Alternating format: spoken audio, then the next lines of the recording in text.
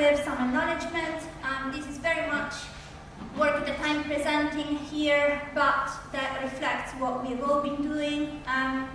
So it is based on a review paper that Magdalena Antrubus, PhD student in Perfect, and I wrote for Current Opinion in Psychiatry, looking at cost and benefits of realism and optimism, and also on a paper that I've been working on with Emma Sullivan-Bissett and Magdalena on positive illusions. I also should mention Anneli Jefferson because she has given me a lot of feedback on these issues. She's working with me on another project, smaller scale project on cost and benefits of optimism. And this paper wants to kind of bring together the issues that emerge from both projects. So my focus today, as the original title in your program suggests, is on positive illusions. And I take positive illusions to be systematic and pervasive tendencies to acquire and maintain beliefs that are excessively positive about the self, or to make excessively optimistic predictions about one's future. I'm going to focus on beliefs today rather than predictions. But basically the phenomenon I'm thinking about is when we are asked to form judgments, make predictions about ourselves, and we have the tendency to adopt and maintain beliefs that are not very well supported by evidence, they're not responsive to counter evidence, and to make predictions that are excessively optimistic, rosy in these respects as well. They do not seem to fit with the statistical evidence that we've got about the likelihood of certain events to happen. The question that interests me is what kind of benefits positive illusions have. There is a lot of empirical evidence on this. There is almost a paper coming out every week on psychological or maybe biological benefits of positive illusions, and especially realistic optimism. But there is also some confusion, I think, in the empirical and in the philosophical literature about what these benefits are like and how they relate to each other, to one another. So positive illusions have been regarded as psychologically and biologically adaptive. But one thing that has not been asked, and I want to start asking this question today, is whether they have other types of benefits, whether they are also epistemically beneficial. And that may seem to be quite counterintuitive, because even just from the definition of positive illusion, we know that there is something deeply epistemically wrong with them. They are illusions because we form beliefs that do not seem to be supported by the evidence available to us. How could these beliefs actually be good for us from an epistemic point of view? And I just want to start sketching a possible framework in which we can recognize the value, even the epistemic value, that some phenomena within the broad umbrella of positive illusions might have. So one thing that I will kind of suggest is that self-enhancing beliefs emerging in the context of positive illusions can make a positive epistemic contribution by supporting a person's sociability and a person's sense of herself as a competent and autonomous agent. And this has epistemic consequences. Okay, so I want to frame the thesis in terms of epistemic innocence, and I'll try to justify why I want to use this phrase. But all we need to know for now is that epistemic innocence is an attribute of not just positive illusions, self-enhancing beliefs, but all kind of imperfect cognitions that have epistemic costs, but also have significant epistemic benefits that could not be easily attained without those cognitions. So that's the idea I'm going to try and develop a little bit in this talk. I just want to start by saying a few things about what I take the phenomenon of positive illusions to be, and I'm mindful that I have a very competent audience here on these issues, so nothing of what I say is completely uncontroversial. There is quite a lot of discussion about what positive illusions are, but I just want to try, I want want to start listing some types of positive illusions. Very common one is the illusion of control. People tend to overestimate the capacity to control events that are actually independent, external events. And probably the most discussed of all is the better than average effect. This is the illusion that makes people regard themselves as above average and overrate their performance relative to others in a variety of domains. It could be morally, it could be in terms of their own specific skills, it could be about attractiveness, it could be about intelligence. There are two other forms of positive illusions. There are strategies that we can adopt to maintain self-enhancing beliefs and protecting a positive self-image. So people form overly flattering conceptions of themselves, and these persist in the face of negative feedback. And the optimism bias, which is the one that is most oriented towards the future. People predict that the future will be largely positive, will yield progress, so they tend to see the future as progressive, and they also tend to rule out that negative events will be part of their lives. Let me offer you some examples of these types of illusions. So for the illusion of control, in a casino, for instance, people tend to think that they have a better chance of winning when they roll the dice themselves, and they bet more money in those circumstances, even if that shouldn't really make a difference in standard situations. The better than average effect has lots of funny illustrations, but I guess being an academic, this one is the one I picked. So when college professors are asked whether they do above average work, 94 of them says they do.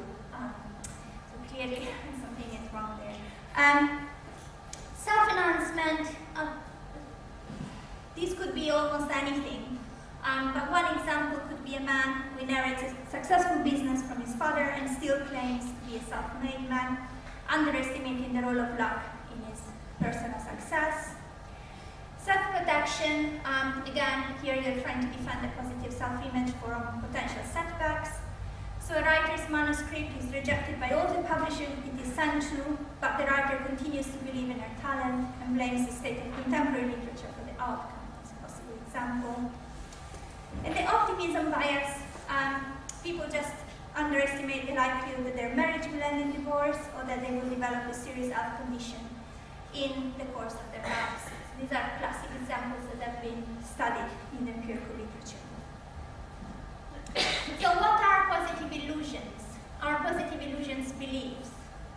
I try to answer this question by looking at what I take to be probably the most fundamental source on positive illusion, which is Shelley Taylor's book. And different things are said about positive illusions.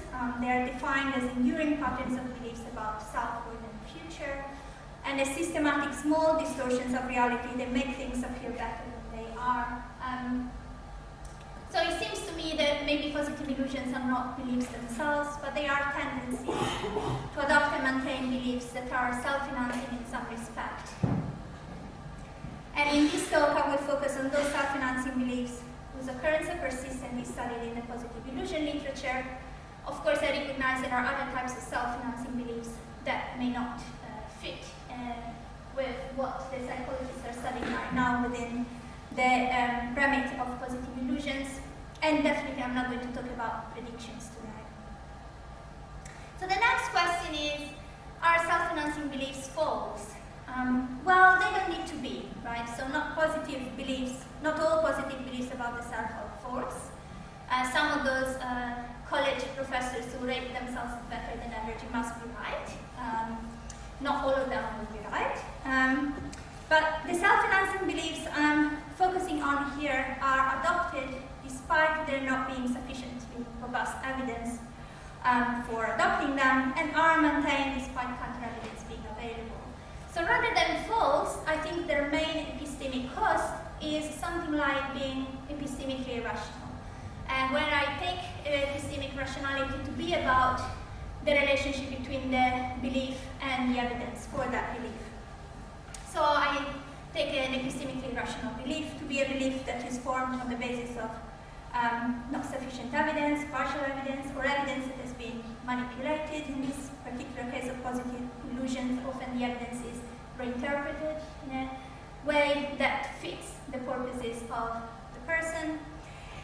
And a belief is epistemically rational when it's not revised or given up in the face of external challenges, in the face of counter-evidence, and that seems to fit quite well the case of self-financing beliefs that I have in mind here. It's interesting to ask, why do people self-finance? What kind of mechanisms are at the basis of self-financement? And there is quite a debate in psychology as to whether these mechanisms are primarily cognitive, whether there are motivational factors contributing to it. But here are some suggestions that have been made that seem plausible given the evidence. Sometimes people are simply incompetent. This is the Kruger and Dunning effect. So some people assess their own competence in a certain domain in the wrong way because they just don't know what it takes to be competent in that domain. So they don't actually know how to measure their own performance against the appropriate standards. In some cases, there is the competence, so people are able to assess their performance against the standards, but when they are considering the information in favor and against, their performance being better than average, they tend to ignore information that is relevant to the comparison between themselves and others, and rather focus on information that is self-related. In some cases, this form of neglect applies to autobiographical memories, which are a very important part of a very important component of the evidence that people consider when they're thinking about their own talents, their own skills, their own success in the past. Further, people do get feedback sometimes, but the feedback they get might not be complete or might not be honest. So maybe the people do not tell them exactly how bad their performance was because they didn't want to hurt their feelings or for other reasons. And there is also the issue of selective updating. So people tend to revise beliefs much more easily when they obtain evidence suggesting that earlier estimates of their talents or skills were excessively pessimistic, but they don't do that when they obtain evidence that suggests that their performance, that the estimates of their performance was optimistic. So they update beliefs in some circumstances, but not in others, in a way that seems to be slightly motivated. Okay, so what are the benefits of positive illusions? As I mentioned, positive illusions are considered to be adaptive both in a biological and psychological way. The idea is that positive illusions make people more likely to survive, be healthy, reproduce, and have lasting relationships that ensure protection for their offspring. I'm not going to say very much about this, but I think a wonderful source would be the paper by Ryan McKay and Daniel Dennett on the evolution of misbelief, where they actually argue that positive illusion may be the only legitimate case of adaptive misbelief. And they developed this notion of biological adaptiveness in more detail. But basically, just to give you an idea of how this would go, consider that the better than average effect seems to apply not only to the person herself, but to her romantic partners and their offspring as well. So we tend to think that our romantic partners are better than average in all sorts of ways, and we tend to have kind of overly optimistic conceptions of our own children, which makes it the case that our relationships may be in this way slightly more stable, or that we are more prepared to offer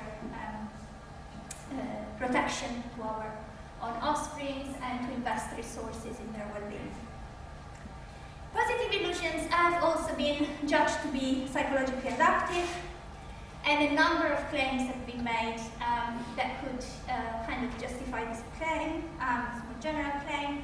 So it has been said that they make people more confident, more sociable, more resilient in the face of stressful events. And I'm just going to present you with some quotes that reveal the extent to which these claims have been made and the different sort of benefits that have been highlighted. So, for instance, Alec and Sikidip has talked about enhancement. They say that it is positively related to psychological resources, extraversion, positive reframing, optimism, mastery, planning, active coping, social resources, positive relations and family support, and psychological adjustment, purpose in life, personal growth, subjective motivation. They also say it's negatively related to psychological distress, and they mention anxiety, depression, neuroticism, and OCD. Shelley Taylor talks about positive illusions about the self, the world, and the future being associated with happiness, sociability, motivation, and heightened activity. And Brown talks about people who enjoy psychological well-being as having greater, better than average effect than those that are chronically anxious, depressed, unhappy, or dissatisfied with themselves or their lives. And it takes to be measures of psychological well-being, low depression, low anxiety, high self-esteem, happiness, and subjective well-being.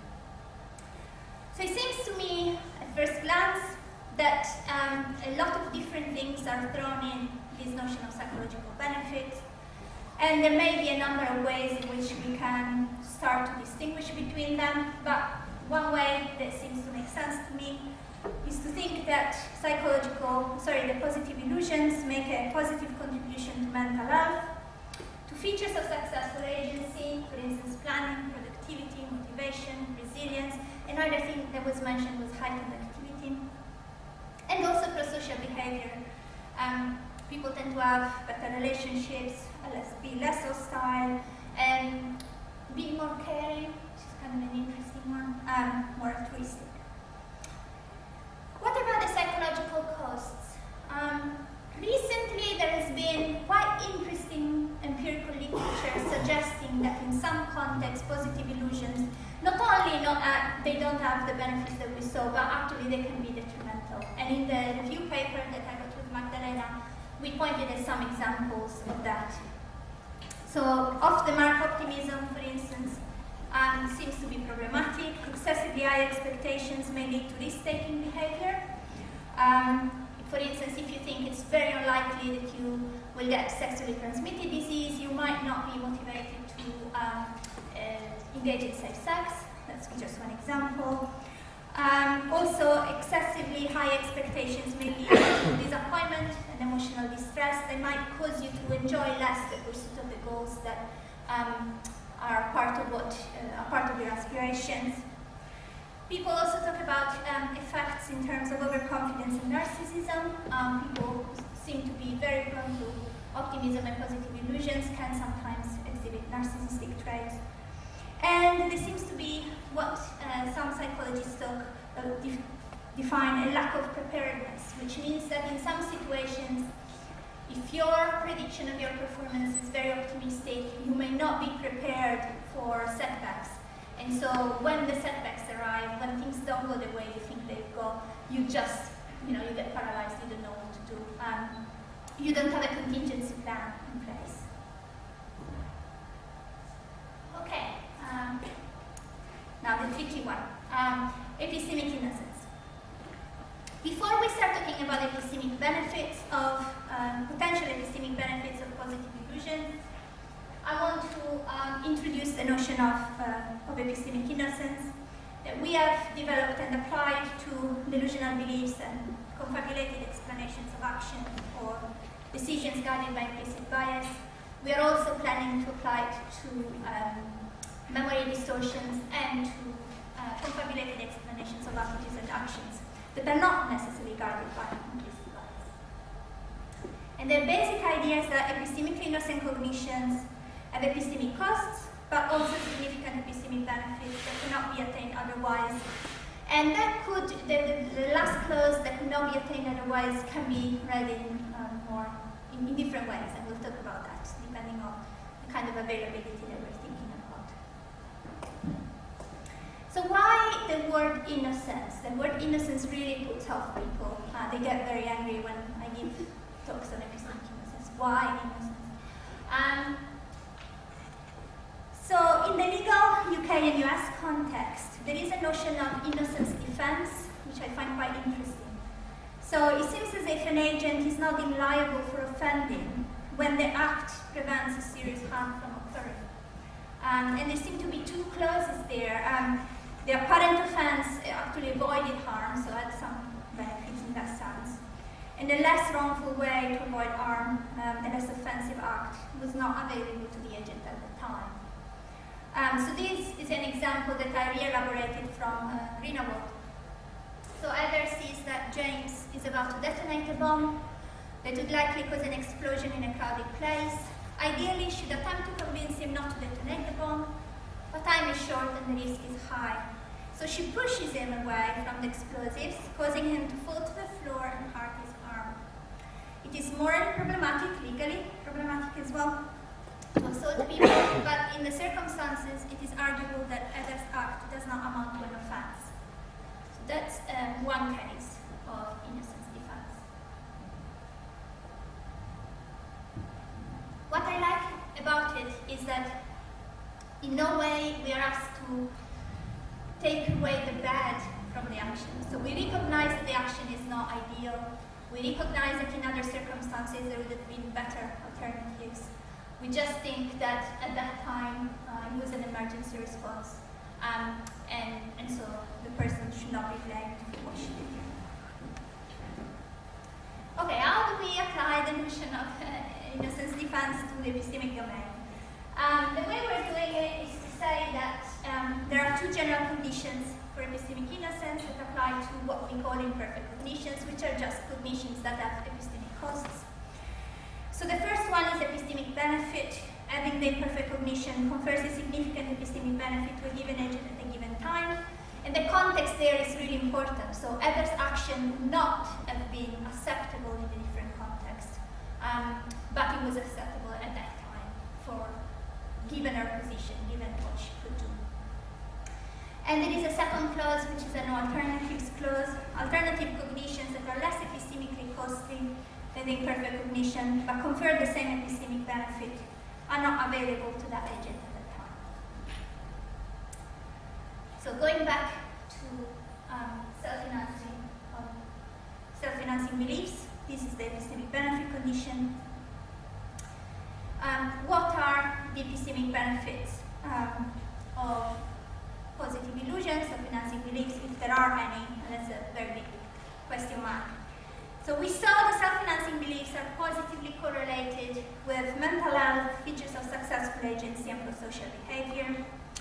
And although the literature focuses on the psychological dimension of these benefits, which is a good idea because they're more easy to measure, there are also, I think, epistemic consequences of being sociable, competent, and autonomous, and of believing that one is more competent, autonomous, and consistent in some cases than the evidence warrants. And I think this links very well with the previous talks, certainly with Lugumira, who talked about agency success, and with Jesse, who really talked about the potential benefits of rationalizations, and some positive illusions, at least some self-financing strategies and self-protection strategies, sound very much like rationalization, so they could be phrased in those ways. So what would be the effects of sociability, of being more sociable as a result of having positive illusions? The optimistic agent is more likely to be sociable, engage in prosocial behavior, and have good relationships. As a result, she enjoys more opportunities for exchanging information, sharing her beliefs, and receiving feedback. She will also enjoy social support in the pursuit of her goals, including her epistemic goals. So it's possible that being sociable actually supports agency more broadly. I think we can really appreciate the benefits of something when we're thinking about the situation in which that something does not obtain. And often the psychiatric literature, the mental health literature helps us provide examples of that. We know that at all stages of development, from young children to the elderly population, there's quite a lot of evidence about that. Sociability is positively correlated with cognitive competence and performance as well, especially with problem-solving skills. So people who are more sociable, young children, but also elderly population tend to be much better at problem-solving and other cognitive tasks. On the other hand, when people lose the support of the social environment around them, and they experience social withdrawal and isolation, which are both negatively correlated with positive illusions. A lot of consequences emerge that might have a negative impact on performance of cognitive tasks. Lack of concentration, I think, is the most significant.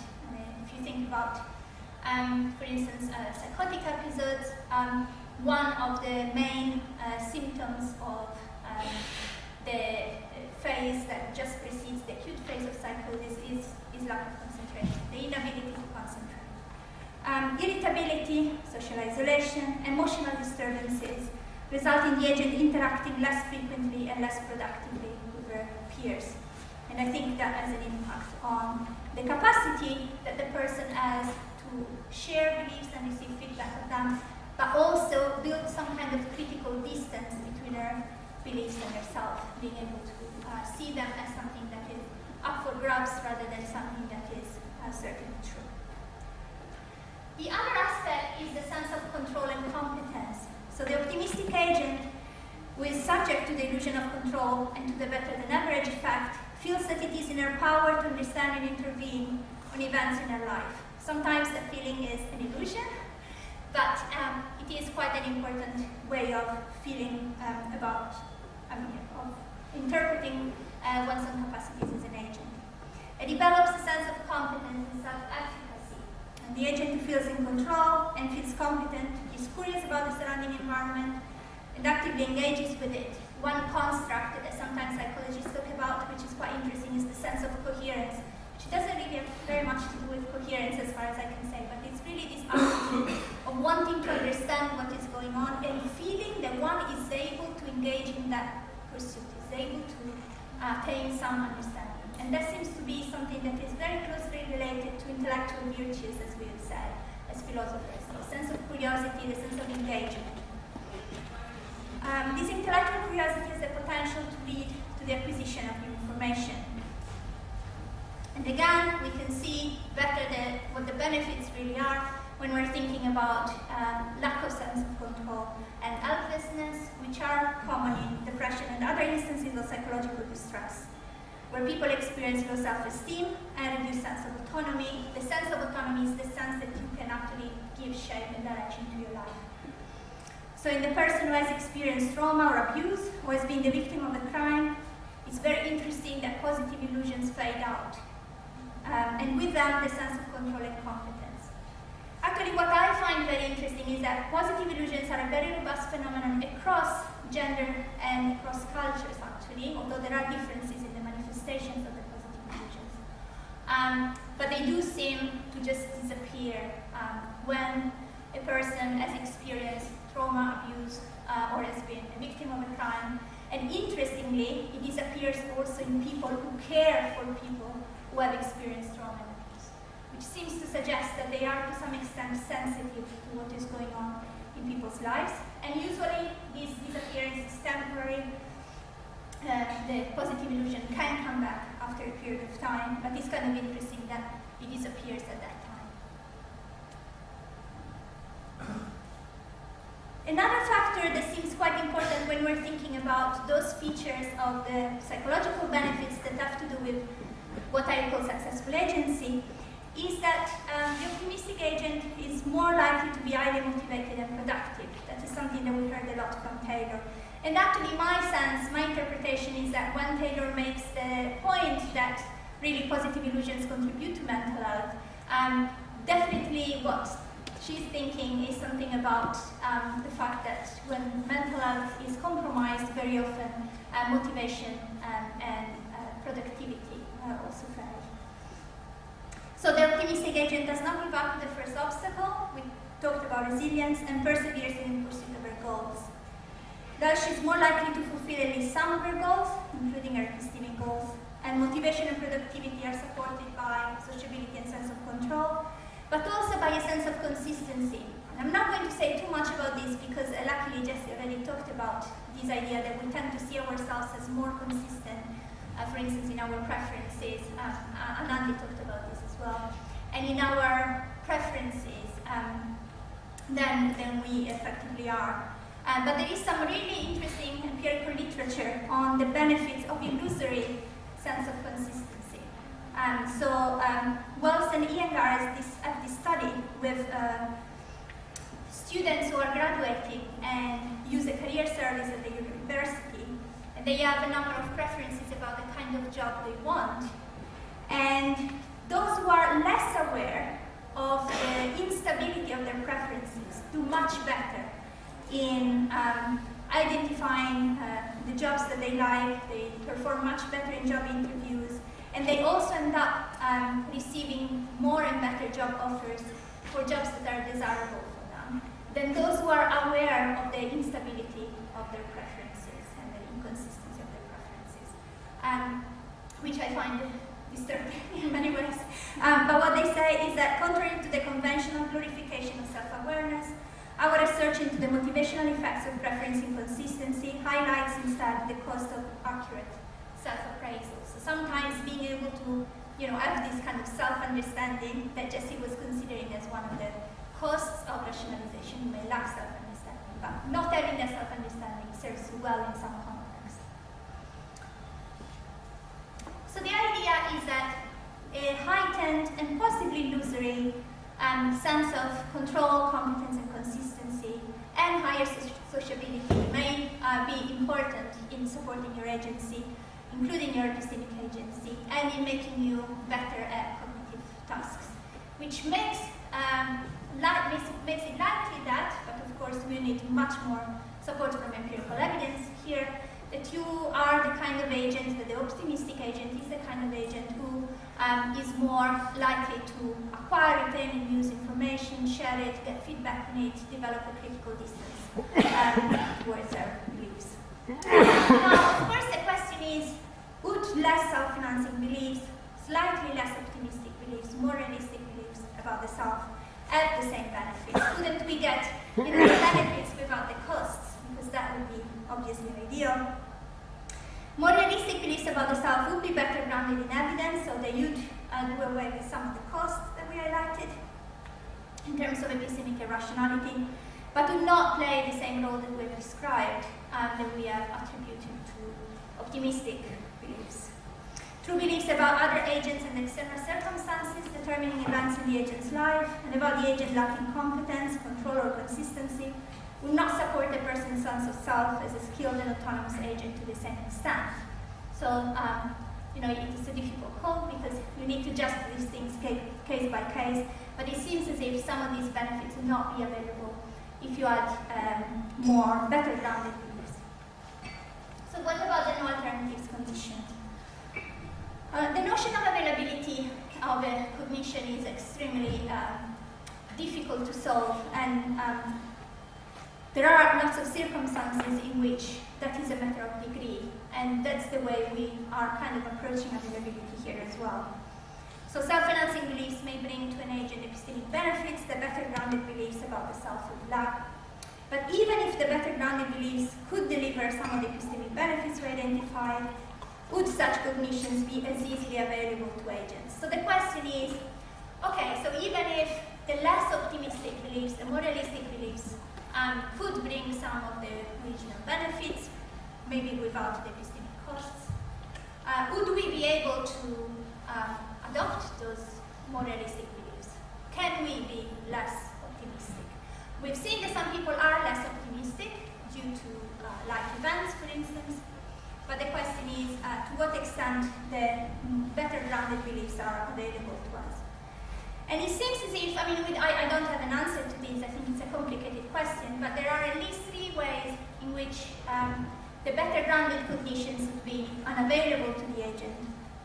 There seems to be a sense in which sometimes these better grounded cognitions are strictly unavailable. So the person cannot access or retrieve the information in which the more realistic belief would be based. So for example, think again about the Dunning-Kruger effect, that's the incompetence case. They say, those with limited knowledge in a domain suffer a dual burden.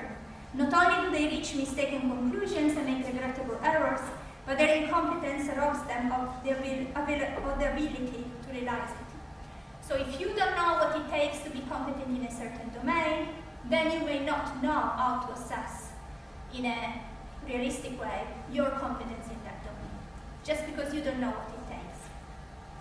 So it seems as if, at least in some cases, there is strict unavailability. So a more realistic judgment about our own performance is not easily available to us because we just don't have the background knowledge that would be required. A weaker sense of unavailability is the one that comes from motivation. So motivational factors inhibit the acceptance or use of some information. And this is an example taken from an empirical study. A job candidate feels better about being rejected after an interview if the interview was conducted by just one person, because it is easier then to attribute failure to the interviewer's idiosyncratic preferences or maybe prejudices. The possibility that the candidate's performance was suboptimal or simply inferior to that of other candidates is not acknowledged. So here there seems to be a motivational reason why the person does not seem to be able to accept or use the information that seems to be to some extent available to them after the interview, that they didn't do as well as they could have done, because an alternative explanation is thought. The weakest of all is explanatory unavailability. And so this is a case where information that would ground a better grounded belief about the self is available. So it's not something that we don't have knowledge about, it's not something that we cannot get knowledge about. But it's not regarded as plausible and thus is dismissed as something that doesn't make a good explanation. And here I'm using the Nisbet and Wilson study that Jessie talks about. So I believe I chose a pair of stockings because it is softer and more stretchy than the alternatives. I'm told about position effects. I understand what position effects are. And yet I dismiss the fact that I chose that pair of stockings because it was the one at my right-hand side, because I do not find that explanation plausible. So I don't find it plausible that people are affected by the position of an item in consumer choice. There are other cases in which explanatory unavailability may work, and in many cases I think this is connected to motivational unavailability. So there are many cases in which we like to see ourselves as more competent and autonomous than we actually are. We like to think of ourselves as making choices for a reason rather than being guided, for instance, by priming effects, and they may also have a role. So these types of unavailability, of course, they all interact with one another, they don't need to be distinct.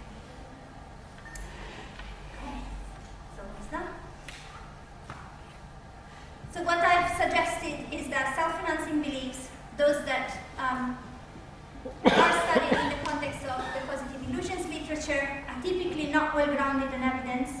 They are not given up, revised, rejected when counter-evidence becomes available, and thus have epistemic costs. I define them as, I talk about them as epistemically rational. But they also seem to have some psychological benefits that impact on people's sociability, prosocial behavior, and on people's sense of themselves as competent and autonomous agents. And such benefits seem to have an epistemic dimension and could not be easily attained without self-financing beliefs. So the claim I'm making here is a very weak claim that there may be some epistemic benefits that are indirect. They come from the psychological benefits of positive illusions. That means that if positive illusions didn't have those psychological benefits that we talked about, then they would also lack the potential epistemic benefits that I've suggested. So self-financing beliefs in the context of positive illusions are a good example of cognitions that can be at the same time epistemically costly and epistemically advantageous. What we need actually is a lot more evidence supporting the view that these positive epistemic consequences derive from the psychological benefits that we looked at. And the notion of epistemic innocence can help us frame the epistemic contribution of those beliefs. Thank you very much.